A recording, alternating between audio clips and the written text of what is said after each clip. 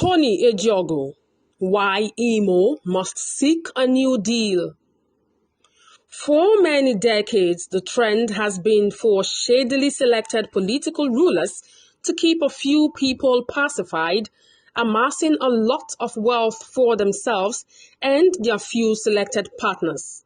They sometimes rule with an iron fist, yet, prior to commencing the campaign for their second term, they begin to embark on a well-hatched plot to deceive the masses. They immediately commence on visible projects, typically road construction, which has unfortunately become the yardstick to measure performance. By offering a very insignificant piece of the pie, they win the support of traditional leaders and selfish opinion mothers who then begin to sensitize those under their influence to vote for the incumbent. And unfortunately, the hungry masses buy into this deception and the trend continues.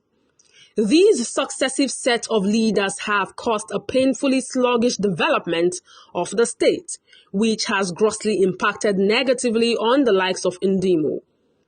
The bright side, however, is that another opportunity to change this ugly direction is now staring Imolites in the face in November, and it remains to be seen if they will grab it with open arms. Those who are saddened by the outcome of the presidential election must seize this opportunity. Imolites must take the time to study all gubernatorial candidates. If we do, then it will be glaring that the candidate of the All Progressives Grand Alliance, APGA, in the forthcoming gubernatorial elections, Tony Ejeagwu, undoubtedly has all the qualities needed to drive the reenactment of a new social contract in Imo State. From reliable sources, we gathered that when pressure was mounted for Mr. Ejeagwu to relinquish the APGA ticket to Major General Jack Ogunemwe, retired, who came in second in the concluded Labour Party primaries, he did not yield. Verifiable facts clearly indicate that he was offered money and yet he was not for sale. Several attempts turned futile, which then saw the general move to Action Alliance to grab the tickets there. One can only imagine how much was paid to secure that ticket.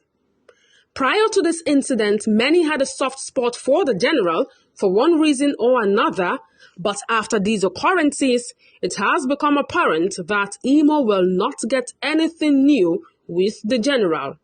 Lest we forget, he served as a general in the same system that people are decrying as an oppressive system. A recent article about his emergence as the candidate of the AA party boasted of his alliance with the likes of Ararume and Okorocha. Mr. Ejeagwu, in all sincerity, does not belong to the present political class whose only business in politics is self-aggrandizement and looting of public funds to the detriment of the common masses.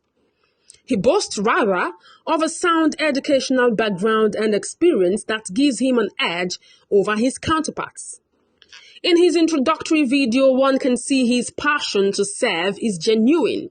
You can tell Mr. Ejeagwu is a human that understands the needs of other humans.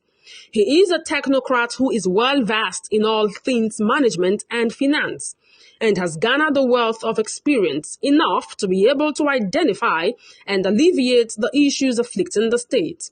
He is a candidate who has refrained from name-calling and the politics of mudslinging and insults, even when being attacked.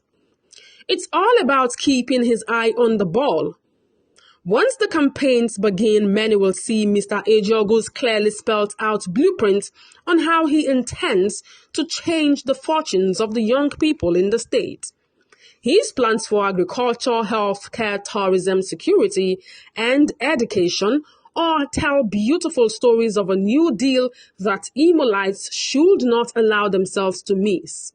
Indeed, electing Mr. Tony Ejeagwu as governor in November will present Imolites with a comprehensive package, marking the first time in recent history that a human with a conscience, who is armed with a profound understanding of governance, will be assuming office in the state.